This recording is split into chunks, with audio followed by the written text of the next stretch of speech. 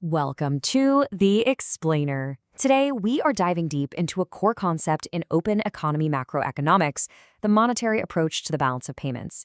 And it's an idea that might just flip everything you think you know about a country's international reserves on its head. All right, so here's our game plan for this explainer. We're going to kick things off with the big central idea of the theory. Then we'll get into the mechanics by looking at the central bank's balance sheet. After that, we'll see it all in action with a real-world example, a devaluation. Then comes a really fascinating twist, and we'll wrap it all up with the ultimate takeaway. First up, let's just challenge a really common assumption. You know, the idea that a country's foreign reserves are all tied up in its trade balance, exports versus imports. Well, what if that's not the whole story? What if it's actually all about money? Right, so that's the big question we're tackling. If it's not just about goods moving across borders, what else is going on? Well, the monetary approach offers an explanation that's, frankly, surprisingly simple and incredibly powerful. Okay, so here's the absolute heart of it. The balance of payments, it's not really a story about goods and services. It's a money story. When there's either too much or too little money floating around in an economy, international reserves act as a sort of safety valve. They flow in or out to bring everything back into balance. To really get this, we've got to pop the hood, Look at the engine that drives the whole monetary system. And that means digging into the central bank's balance sheet. Okay, think about a classic balancing scale. On one side of that scale, let's pile up all the money that's circulating in an economy. We'll just call that M for the money supply. Now, for that scale to be balanced, the other side has to equal M, right? And that other side is made up of two things. First, you've got domestic credit. We'll call it D. That's the money the central bank creates by lending inside the country. And second, you have the value of its international reserves. So you take the foreign currency reserves, H star, multiply it by the exchange rate, E, to get the value in local money. Put D and E times H star together, and they have to balance out with the money supply. No exceptions. Now, if we strip this down and look at it in real terms, adjusting for prices, we get this beautifully simple equation. H equals M minus D. What does that mean? It means a country's real international reserves, H, are simply what's left over from the real money supply, M, once you subtract the real domestic credit, D. It's that straightforward. So this is huge. It means reserves aren't driving anything. They're just the balancing act. They're responding to what's happening. Think about it. If people in the economy suddenly want to hold more money, and the central bank doesn't change how much it's lending domestically, well, those reserves have to move to fill that gap. They're the plug that keeps the money market in equilibrium. Okay, now this is where the theory gets really fun, because we can use it to understand these massive economic events. Let's take a look at what happens when a country decides to devalue its currency. All right, I want you to picture this. It's 1 minute to midnight. The next minute, the government makes an announcement. The official exchange rate has been changed, permanently.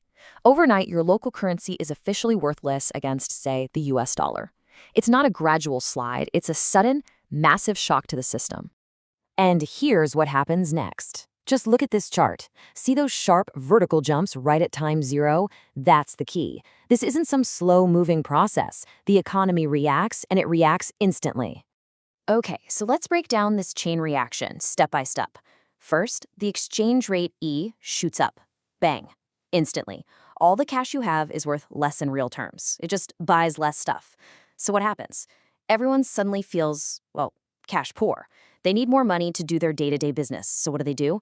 They take their foreign assets, maybe some US dollars they have stashed away, and they go to the central bank to trade them for more local currency. And from the central bank's point of view, boom, its international reserves just shot through the roof. But wait a second. What if the government doesn't do a big one-time shock? What if they try something different? This is where the model gets really insightful and honestly a little counterintuitive. So think about this. Instead of a single massive shock to the level of the exchange rate, what if the central bank says, from now on, our currency is going to weaken at a faster pace every single day? See the difference? It's a change in the speed of devaluation, not a one-time change in its position. And this right here just lays out the contrast perfectly. It's fascinating. A one-time devaluation, that level shock we just talked about, makes people feel poor, so they demand more local money, and reserves go up. But a higher rate of devaluation, that's a growth shock, it makes holding on to the local currency a losing game. It's losing value faster and faster. so people want to get rid of it. They rush to the central bank to buy foreign assets, and that drains the country's reserves, so reserves go down. I mean, how crazy is that? Two policies that sound so similar have the exact opposite effect on a country's reserves. Okay, so we've seen all this drama, right? Exchange rates jumping, money supply shifting, reserves going up or down. But what does any of this actually mean for the real economy? For the stuff we actually make and buy?